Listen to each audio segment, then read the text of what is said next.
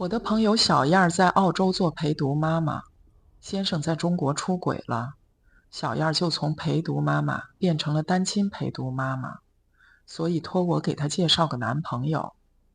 小燕40岁，苗条漂亮，身高1米7，光腿就1米1，夏天穿裙子回头率100%。我的所有男同事里只有一个单身，是个尼泊尔人，英年早游，整个人就像从大酱缸里捞出来似的。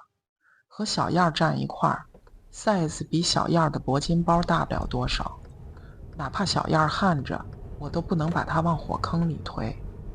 我让我先生在他们公司瞅瞅，他一口回绝了。我说你们 IT 公司都男的，怎么可能没有机会？我先生说，把生日歌都能唱成 Good morning to you 的人，让我怎么介绍？我说，但凡小燕会点英语，也轮不上你们公司那些秃子。小燕除了托我，也注册了澳洲相亲网站，主动出击捞大鱼。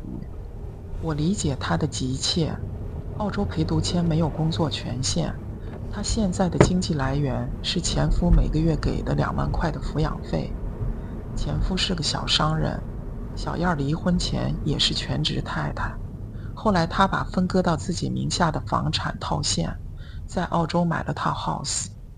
当然这只是物理性的 settle， 找到了另一半，身份问题解决了，她不仅能打工，在澳洲也算有了根。不管是物理性的还是社会性的，这才算真正意义的 settle。他交友的年龄筛选设置是35到40岁，教育程度不限。我建议他不妨把年龄上限调到55岁，但教育这一块一定要本科以上。虽然学历和人品不是因果关系，但某种程度上说是正向关系。学历越高，受教育程度越高，人品好的概率相对较大。小燕说他和蓝领容易交流，高学历他聊不来，但他是个颜控，老男人皮都皱了，所以在年龄问题上他不能有任何让步。就因为他的这2点坚持，一堆曾经的精神小伙，如今油腻中年的建筑工、清洁工、卡车司机、Uber 送餐员，轰一下就把他这个东方美人的油箱塞爆了。小燕彻底从前夫出轨的悲伤中振奋起来，在一堆爱慕者中挑了几个清俊的，开始奔现。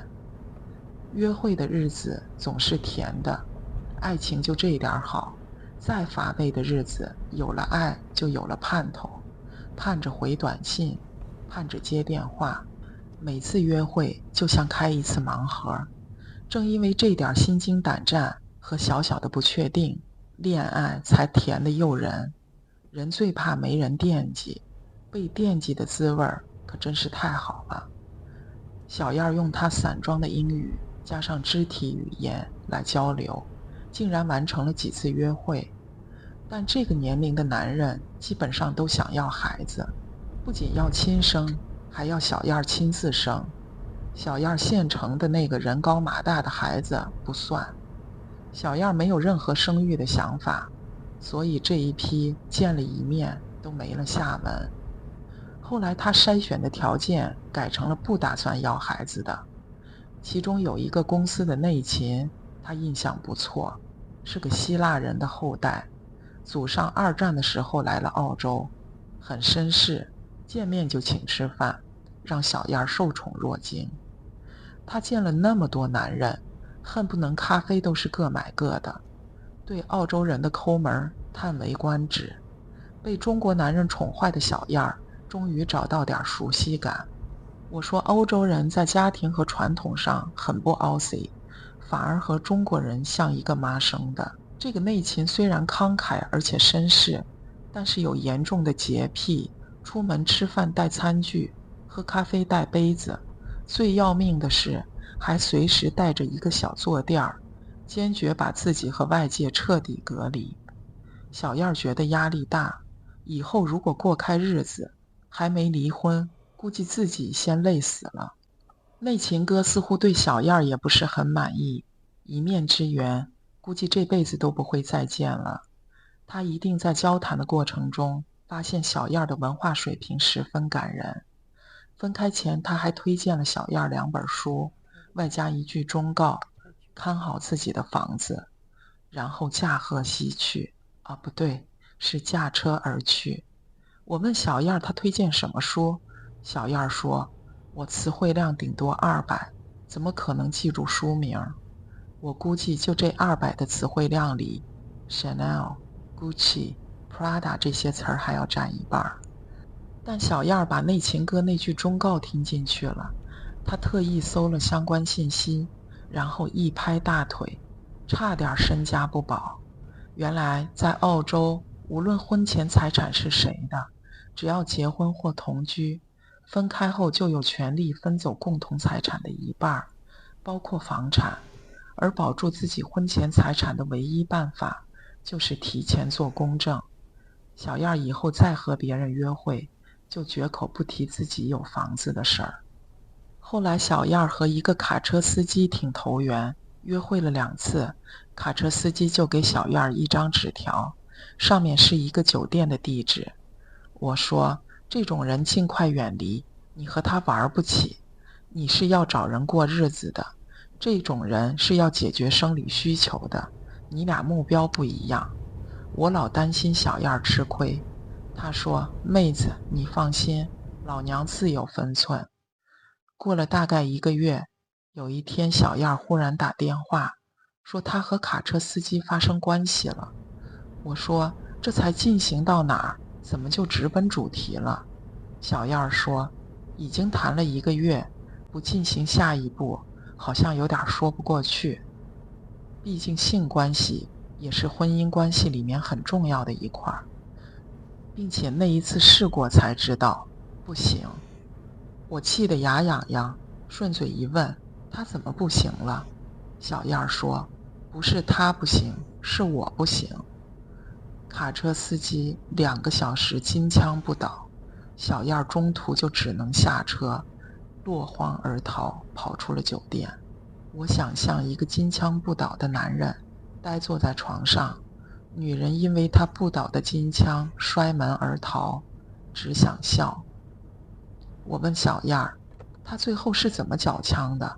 小燕气得直捶我，说我哪知道，反正我跑的时候还立着呢。后来我问我先生，你说男人能不能2个小时不倒？我先生说，你神经病。小燕后来又担心了一阵子，怕卡车司机找她的麻烦，不过后来也就不了了之了。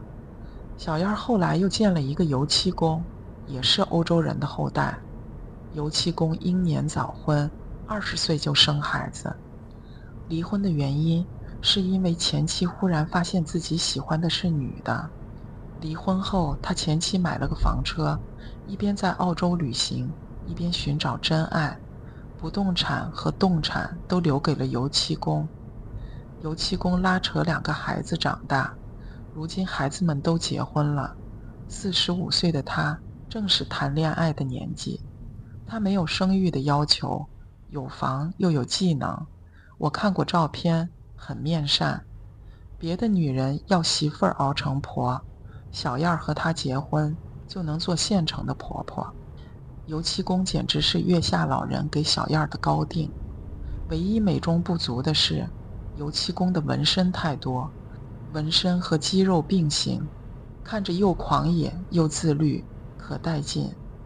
而且油漆工爱骑哈雷，带着小燕飙过一次车，那画面我随便一想，就是浪子和心爱的女人亡命天涯的画面。小燕说油漆工抽烟，他劝过他戒烟，油漆工说他会努力。我说，这个男人是你目前的最优选，抽烟也不是很大的缺点，你一定要好好把握。油漆工和小燕喝过咖啡，漫步过沙滩，吃过烛光晚餐，连油漆工的儿女都见了。我说，这么多年他拉扯大2个孩子，孩子都和他亲，证明他人品不错，你捡到宝了。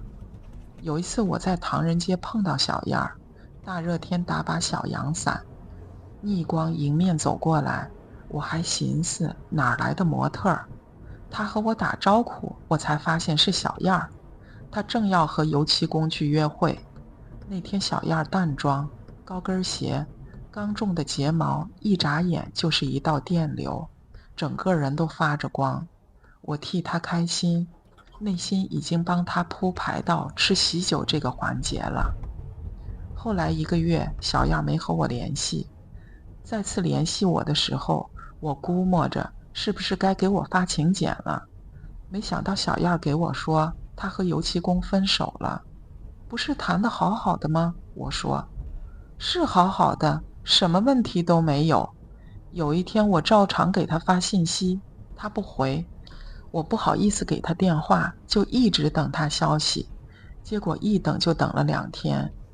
油漆工最终给我回短信说不想谈了，原因是他没办法戒烟。这是什么屁理由？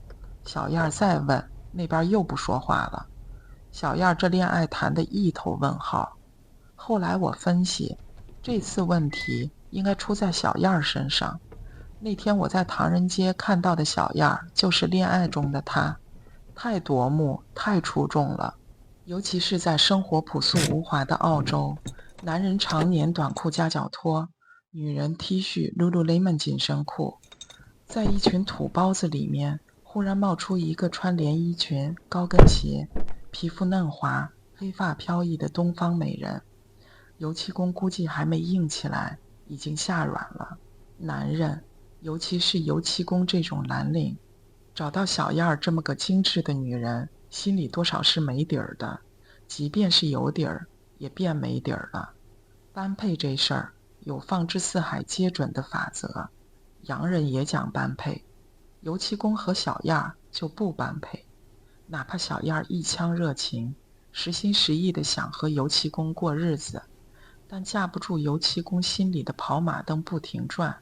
她这么个东方美人，有房有车有颜值，爱上我什么了？我有什么值得她这么一心一意去爱？跨越种族、地域、文化和传统，2个来路不明的人，聊几天就聊成了男女朋友，还要托付终身，这里面不会藏着阴谋吧？她该不会是个女骗子吧？图我的身份怎么办？她身份拿到了，跑了又怎么办？本身就底气不足的油漆工，根本不相信自己能有这运气，即便有，也轮不到他头上。所以最终，他让这段感情先止步于自己的猜疑里。我真的替小燕惋惜，可惜了这么一个好人。小燕反而能想得开，她说：分就分了，我继续找，不过就是时间有点紧。小燕说的是事实，她的孩子还有3年就18了，18岁以后，她就不能再以陪读的名义留在澳洲。这3年，她要搞定一个男人的心、婚姻的承诺和2张绿卡，以及稳固的没有变数的感情，在时间上确实是有一点紧。